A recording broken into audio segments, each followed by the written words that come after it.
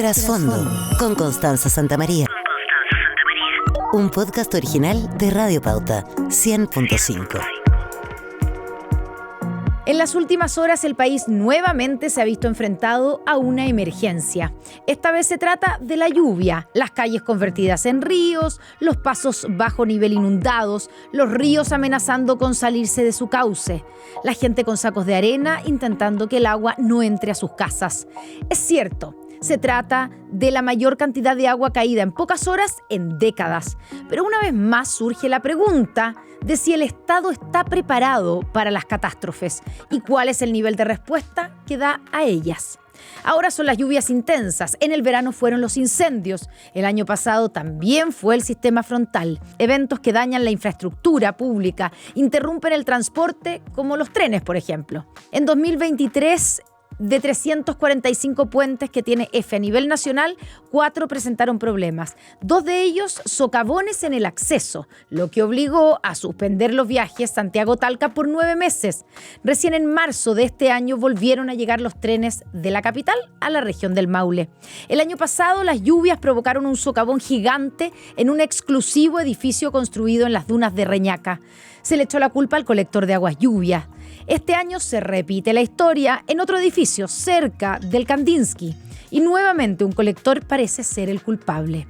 Los habitantes de estos edificios son obligados a desalojar sin ninguna claridad de si podrán volver a vivir en sus departamentos. En el caso de Kandinsky, un decreto lo declaró inhabitable, mismo destino que podría tener el de Euromarina 2.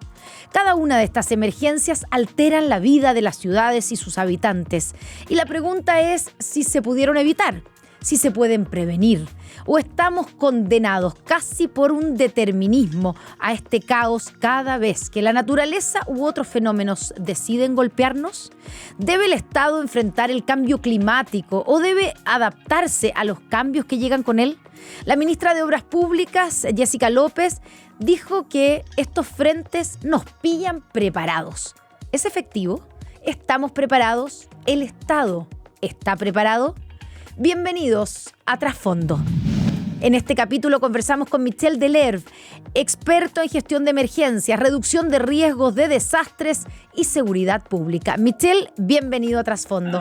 Connie, muchas gracias por la invitación y gusto estar contigo nuevamente. Te pongo sobre la mesa la primera pregunta que yo planteaba. ¿Nos pilló preparados, como dijo la ministra Jessica López, este sistema frontal? Qué compleja la pregunta cuando tenemos un sistema que no está normado. ¿Cuándo superamos la velocidad máxima y somos sujetos a sanción porque debemos rendir cuenta y asumir responsabilidad? Solamente cuando hay una norma que establece un estándar que dice, por ejemplo, en una carretera a alta velocidad, que el límite máximo es 120 kilómetros por hora. Nosotros no tenemos un sistema normado, pero no solamente no lo tenemos normado y por lo tanto tiene baja accountability, responsabilidad y rendición de cuentas, sino que además no tiene promesa de servicio. Voy a ir a algo muy simple. En los sistemas modernos de emergencia, lo más conocido que nosotros tenemos es, por ejemplo, el 911 en Estados Unidos. Hay una promesa de respuesta que es política, que son los tiempos de respuesta.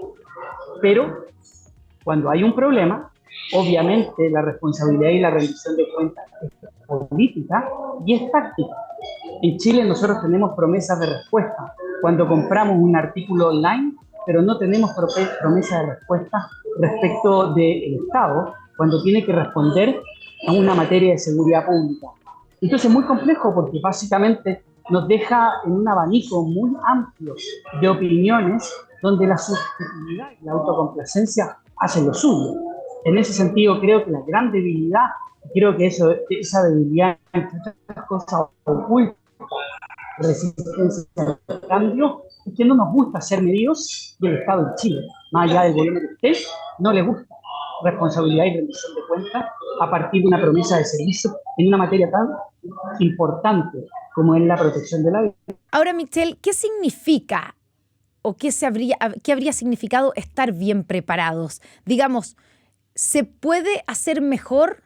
¿Nos podemos preparar mejor o prevenir de alguna manera mejor que lo que estamos viendo las consecuencias de un sistema frontal como este, que parece ser traernos una cantidad récord de agua en un tiempo definido. Sí, claramente, hay cosas que no hacemos, pero no te voy a nombrar ninguna que sea de última generación. Todas tienen signos.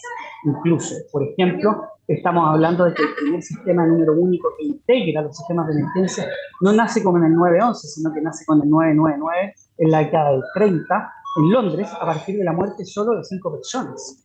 Eso hoy día nosotros seguimos con un sistema fragmentado. Cada institución vela por su propio interés. Tenemos un sistema que mira desde las personas, perdón, desde las instituciones y hacia las instituciones y no de las personas y hacia las personas. Eso genera un problema de base importante y eso tiene que ver con la preparación.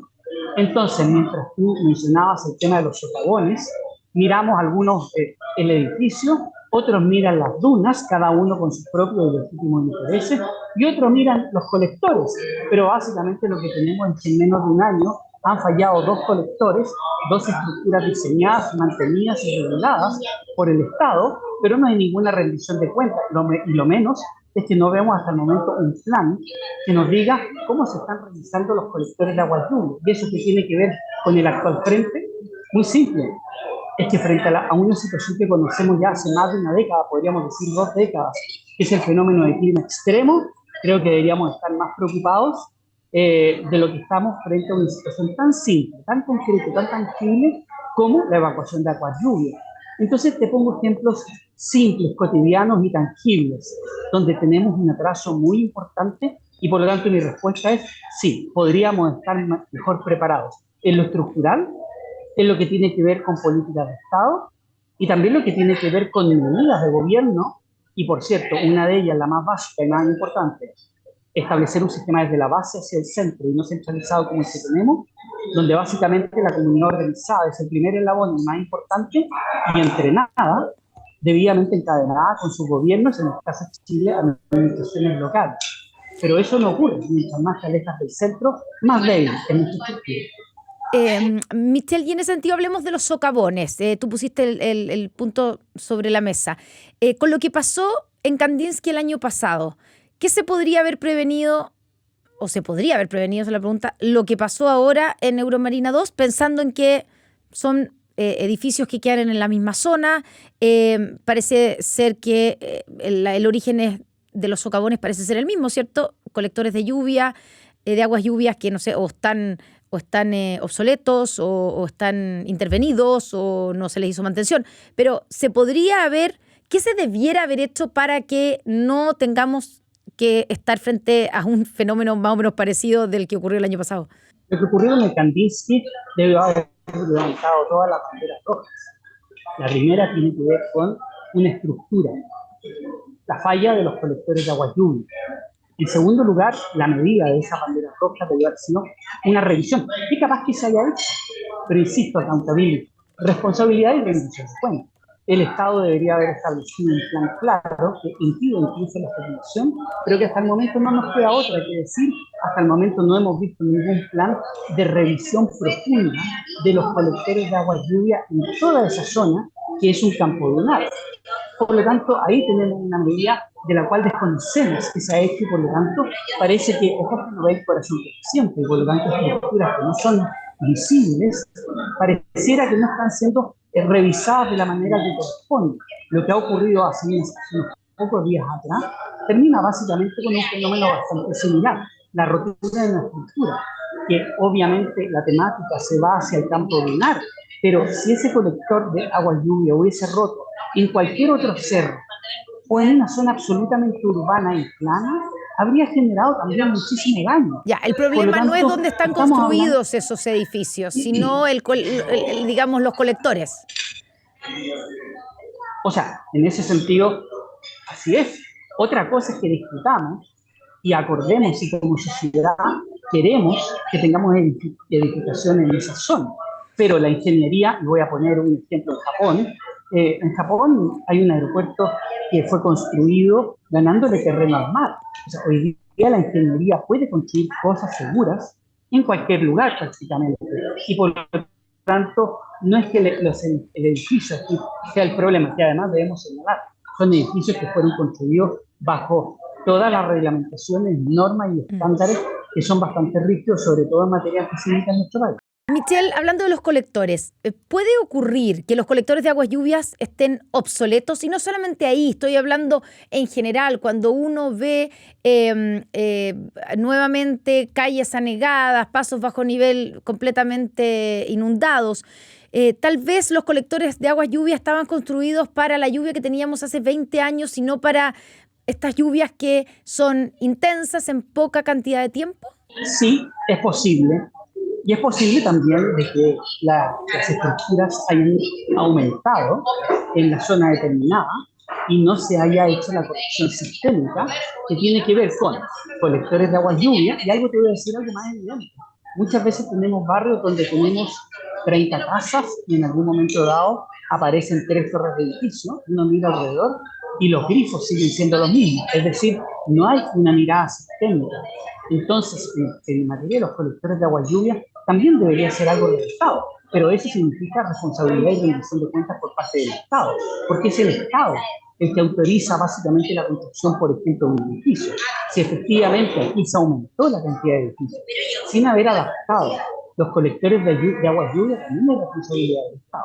En segundo lugar, desde el punto de vista de sus capacidades, sabemos que efectivamente tenemos lluvias más intensas, pero los 2 colapsos que hemos tenido, Kandinsky y el actual en Viña del Mar, la verdad es que no responden necesariamente a caudales significativamente históricos. Hoy día, efectivamente, estamos teniendo una lluvia que va a estar dentro probablemente de una lluvia intensa desde el punto de vista histórico.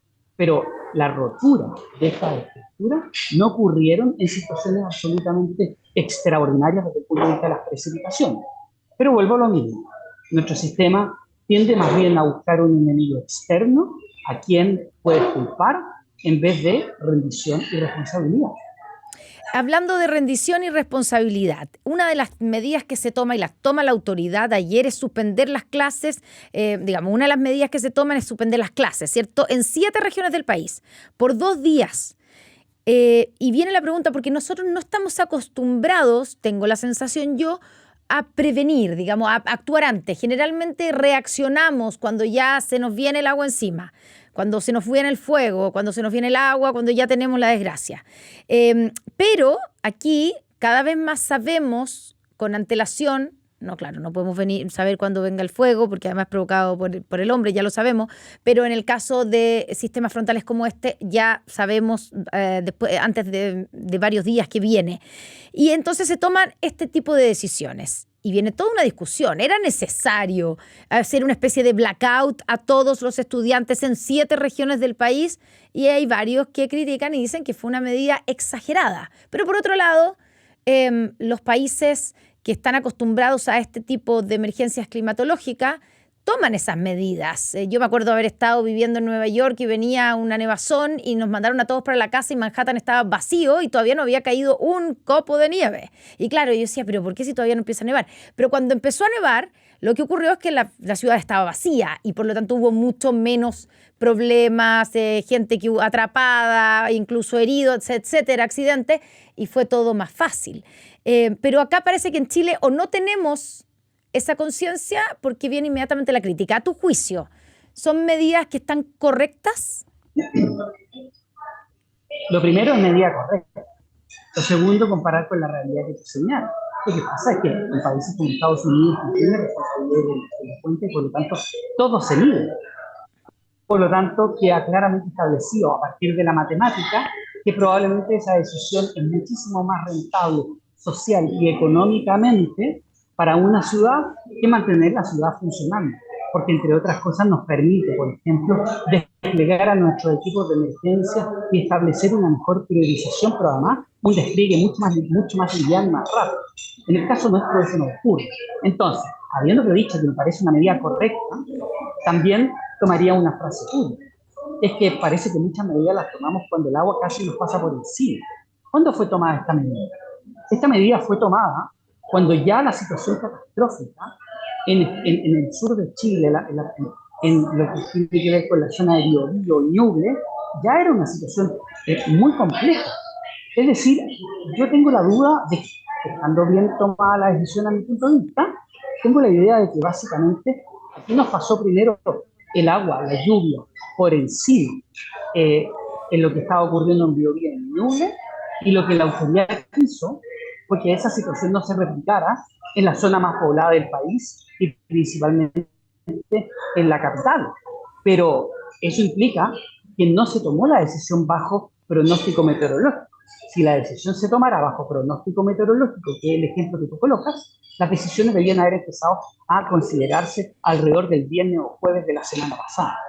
Porque ahí es cuando efectivamente teníamos la inteligencia y el dato suficiente para poder aventurar algunas decisiones que al día, a las 24, 48 horas, solamente ya estarían muy confirmadas. Un poco lo que pasa con los huracanes en Estados Unidos. Claro, pero aquí viene la crítica, sobre todo cuando no se produce o no se concreta el escenario tremendo, tremendista y caótico que se venía anticipando. Cuando empieza como que ya no está lloviendo tanto, no quedó la embarrada que se había anticipado, digámoslo así en buen chileno, entonces la gente dice, pero entonces, ¿para qué suspendieron las clases? Entonces, ¿es eso parte como de los riesgos que uno toma cuando toman medidas preventivas? Y por lo tanto tenemos que asumirlo porque no tenemos contrafactual. No sabemos qué hubiera pasado si hoy día en la mañana, o sea, si cuando empezó a llover muchísimo, hubieran estado toda la ciudad moviéndose. Bueno, eso algo que podríamos abordar tú y yo, pero cuando se le entrega al Estado la potestad de la autoridad y la exclusividad de la autoridad en muchísimas decisiones, la verdad es que uno tiene que hacerse cargo y ejercer la autoridad. Por eso que en materia de emergencia uno siempre habla de que aquí se requiere gestión, mando y control. Pero en nuestro sistema de emergencia, lo que uno más escucha es la palabra coordinación, que digamos, sea de paso, la coordinación es una función dentro de la gestión, pero no es en sí misma gestión en su conjunto. Y tenemos esta estructura rara, que es un COGRIP, un comité, donde se juntan diferentes instituciones, toman decisiones colegiadas. Yo me pregunto, ¿qué institución en el mundo, o al menos en el mundo occidental, gestiona su institución, su institucionalidad a partir de un comité?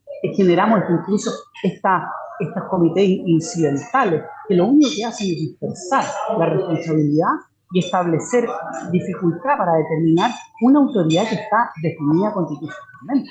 Las emergencias dependen del Ministerio del Interior y debajo del Ministerio del Interior hay un servicio que en este caso es Senapred, Exonemi, pero donde si tú te fijas, brilla por su ausencia.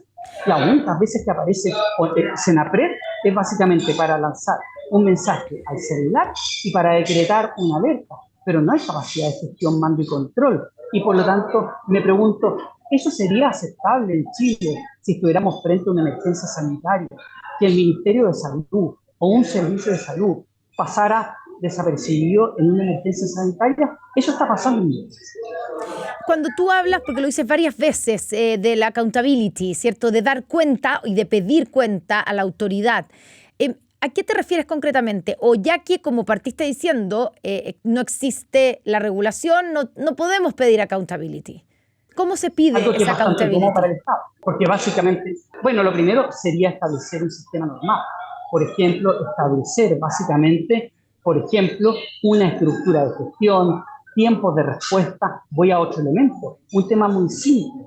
Tú sabes que mi formación es en Estados Unidos, en un área de la seguridad pública, el Emergency Management. Bueno, pero se ejerza de manera pagada, voluntaria. En el sector público o en el sector privado, uno tiene que tener certificaciones de competencias profesionales validadas y emitidas por un Estado. En el caso mío, son el Estado de Virginia. Pero acá en esta área se mete cualquiera. No hay establecimiento de competencias profesionales.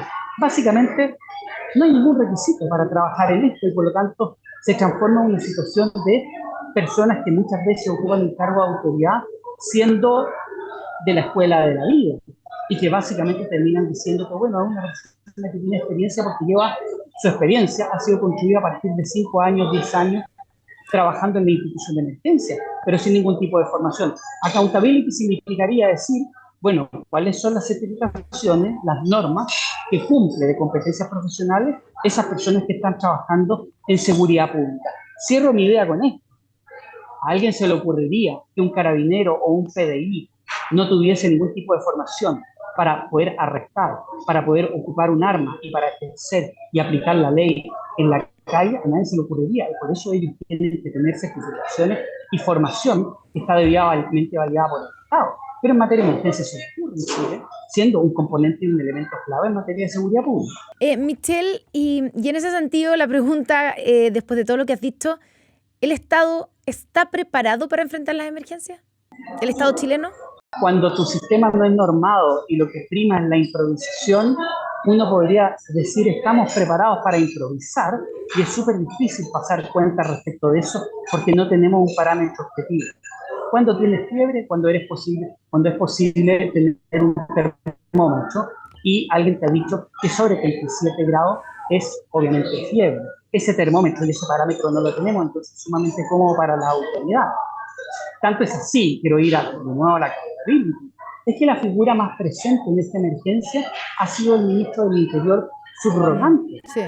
Pero, perdón, si tenemos una institución especializada, un servicio público especializado, supuestamente de alto nivel, sectorial, dedicado solo a las emergencias, no cae como de cajón de que ese es el servicio que debería estar en la primera línea de la vocería, de la conducción, de la dirección, y la autoridad política solamente aparecer cuando se requiere algún tipo de peso político o apoyo político. Pero a veces yo veo a los ministros del Interior en Chile haciendo casi labores de orden táctico. Eso no tiene ni pie ni cabeza en nuestro sistema. Entonces, creo que el Estado de Chile, si nos vamos a un parámetro obvio, o aquellas cosas en las cuales solemos hacer uso de nuestra soberbia que a veces parece infinita, cuánta conectividad tenemos en América Latina, cuán bien estamos en el barrio. Bueno, si uno compara con eso, yo te diría que nosotros estamos lejos de ser un país que sea digno de tener un sistema moderno, algo moderno, con prácticas que tienen un siglo en el mundo, y que sea acorde a tener una relación entre aquellos estándares que nosotros hacemos gala versus el sistema de emergencia y la gestión de este sistema de emergencia al país del cual solemos muchas veces comunicar al exterior con una soberbia que me parece preocupante cuando hablamos de seguridad pública. Partíamos hablando de la crisis actual, la emergencia actual que es por las lluvias, pero tuvimos en el verano emergencia por los incendios. Y ahí quiero preguntarte, ¿qué puede hacer el país para gestionar las cada vez más seguidas crisis por incendios? ¿Hay algún modelo que seguir, como se hizo, por ejemplo, en los terremotos? Tras el terremoto del 85, ¿cierto? Se cambió la regulación, se ha ido actualizando y profundizando en varias oportunidades, incluso después del terremoto de 2010. ¿Hay algo parecido que se puede hacer con los incendios? Ay, tu pregunta, Connie, me pones en problemas, porque con esto no gano muchos amigos. Porque no gano muchos amigos por lo que te voy a decir, pero te voy a dar datos duros que no tienen que ver con mi opinión. En 1970, 16 personas murieron en incendios forestales en California. Básicamente se generaron cambios que hasta el día de hoy impactan la gestión de emergencia en el mundo. Una de ellas fue generar una estructura de gestión que se llama Incident Command System, que hoy día en Chile algunos están tratando de utilizar, pero eso fue creado en la década del 70. En países desarrollados se usa desde la década del 70. Nosotros no tenemos una estructura única para administrar. Eso implica, por ejemplo, un organigrama que está normado, que tiene cursos que están certificados, que hay normas, estándares detrás. Eso no se usa. Segundo, se habló también de la claridad, la falta de claridad en la línea de autoridad. Eso también fue resuelto ya a principios de los 70. La integración e interoperabilidad de las comunicaciones, yo te señalaba, partió siendo resuelta en la década del 30. Nosotros tenemos más integración, interoperabilidad en nuestros celulares que lo que tiene nuestro sistema de emergencia y seguridad pública. Voy a ir a algo muy concreto que salió en los incendios. Ojo, están los testimonios de los incendios.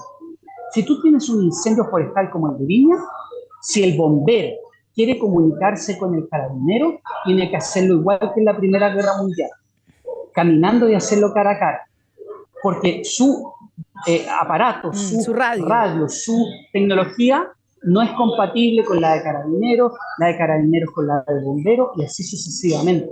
Pero si tú tienes la compañía A celular y yo tengo la compañía B celular, y nosotros podemos comunicarnos sin ningún problema. Entonces no tiene ninguna lógica, ¿te fijas? Y te estoy hablando de cosas y ya no es de la última década. Estamos hablando de 50, 60 años atrás desde un principio técnico y tecnológicamente es parte de las bases de los últimos 50 años en materia de, por ejemplo, comunicaciones de misión crítica. Eso en Chile no existe y nadie rinde cuenta. Quiero terminar solamente con un ejemplo que es bastante preocupante porque ha causado muerte de personas.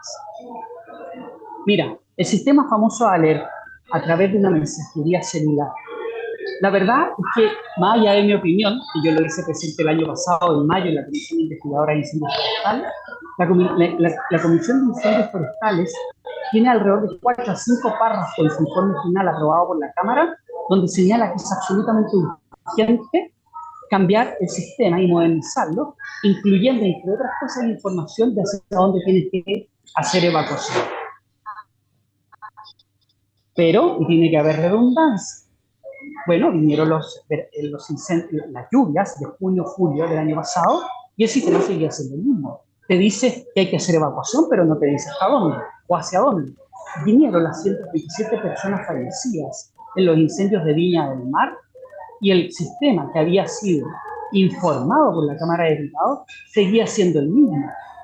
Bueno, y quiero señalar que el director de Senapred, que parece que ni siquiera se leyó el informe de la Cámara de Diputados, o al menos lo ignoró, la verdad es que termina saliendo no por ese fallo, sino que sale porque finalmente parece que se peleó con las alcaldesas de la zona, que me parece también un hecho grave, pero aquí había un hecho muchísimo más grave, la advertencia que era urgente cambiar el sistema de comunicaciones, alerta, información y evacuación.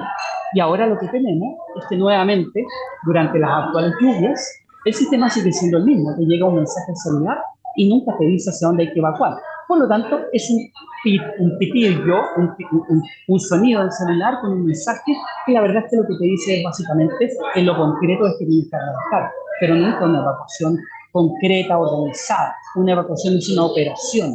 No es solamente mandar un mensaje, un sonido, como si esto fuera un despertador. Y en ese mismo sentido, entonces, ¿cómo se pueden adaptar? ¿Cómo se adaptan los mecanismos de atención o de primera respuesta oportuna, a la amenaza de los incendios? ¿Qué es lo que hay que modificar ahí? Además de decirle a la gente para dónde tiene que evacuar. Bueno, tienen medidas de reducción de combustible, pero también tienes que comprender de que en Chile el problema no es el número de incendios, sino que es el 1% de los incendios que, dependiendo de la temporada, genera entre 80 y el 90% de la destrucción en materia de superficie. Que, digamos sea de paso, los indicadores en Chile siguen siendo los más importantes, la cantidad de hectáreas destruidas y el número de incendios, nuevamente la fragmentación. ¿Cómo son incendios forestales? Este es un problema de los forestales, cuando en realidad la primera prioridad es proteger y salvar vidas y tener una construcción multidimensional. Entonces, como tenemos esos pocos incendios, y lo ve una institución, la verdad es que el Estado no está dispuesto a hacer inversiones, por ejemplo, en aeronaves o en tecnología que se requiere, pero que es obviamente lejana al presupuesto de una institución como la CONAF, pero que sí es cercana a una decisión o un presupuesto de Estado, como podrían ser incluso las Fuerzas Armadas. Los famosos kits de los C-130, que permite que un C-130 temporalmente pueda descargar 10.000 litros, un desarrollo tecnológico de la década de los 70, que ya hoy día tiene su versión 2, fue propuesto por el fallecido presidente Piñera, como fue básicamente prometido, y hasta el día de hoy esos kits no se compran, no se adquieren. Entonces, estamos en el peor de los mundos en este sentido, cuando básicamente pareciera que el sistema, que es muy contradictorio lo que te voy a decir, el sistema no opera como sistema, opera como compartimentos estancos. Aquí queremos proteger y salvar vidas, entonces hay que echarle mano a la billetera y a la voluntad política del Estado y no mirarlo esto desde una institución y hacia una institución. Y no Aquí hubo, lo importante son las personas. ¿Y no hubo ninguna mejora, a tu juicio, Michelle, con el paso o la sustitución de Senapred por las, digamos, ONEMI por Senapred? ¿Se avanzó en algo o es solamente un cambio de nombre? Mira, no quiero ser sarcástico, lo digo absolutamente en serio. Y algo que nadie reparaba en eso. A mí me parece súper importante que la institución ahora avance hacia tener una planta revolucionaria. Es una locura lo que te estoy diciendo, pero ONEMI, la mayoría de su personal era honorario y a contrata. Estamos hablando de una institución de seguridad pública. ¿Te imaginas tú tener carabineros y PDI y miembros de las Fuerzas Armadas que fueran a honorarios con su mayoría y a contrata, que son contratos que son absolutamente precarios, nadie lo consideraría? Pero nosotros básicamente el nivel de amateurismo que tenemos es que no le damos importancia a esta área. Eso se refleja en los contratos. Creo que en esto se avanzó porque la nueva ley establece una planta y eso es muy bueno para los trabajadores de Senapred. Pero el modelo sigue siendo el mismo. Cambiamos de una otra manera a la cosmética. Antes se llamaban COE, Comités de Operaciones de Emergencia, hoy día se llaman COGRI, pero son lo mismo. Pero quiero decirte otra cosa, hay faltas realmente muy preocupantes de falta de prolijidad en la ley. Tú sabes que para poder postular como director regional de Senapred, tienes que tener un título técnico de nivel superior de 8 semestres. Connie, te quiero contar que en Chile nuestro sistema educacional no tiene títulos técnicos de nivel superior de 8 semestres. Son de 4 semestres y muy excepcionalmente pueden ser 6. Y eso está en la ley. O sea, el nivel de falta de prolijidad es tremendo. O, por ejemplo, que los gobernadores, la autoridad más votada en la región, que mira a su electorado, no tiene mayor peso que un sereno dentro del COGRI. Entonces, por diseño, tú estableces la posibilidad de un conflicto político en el peor momento de una emergencia, que es la respuesta. Debo además señalarte que el año 2018 yo lo comenté a los asesores de la moneda, lo comenté y lo informé a las personas de ONEMI y a las autoridades de la fecha, y también lo opiné de esa manera en el Senado de la República. Yo en 2019 me fui a trabajar fuera del país, volví y ya el proyecto estaba avaliado y sacramentado y ninguna de esas cosas se había solucionado. Entonces me parece que ya está bueno. Yo creo que ya tenemos 187 personas fallecidas en el verano solamente en un incendio, el segundo incendio más mortífero de este siglo. Connie, yo creo que ya es momento de tomarse en serio esto y aquí tienen que haber personas que tengan accountability, responsabilidad y rendición de cuentas. Esto no es un juego. Aquí cuando las cosas salen mal, la gente sufre y en el peor de los casos la gente muere.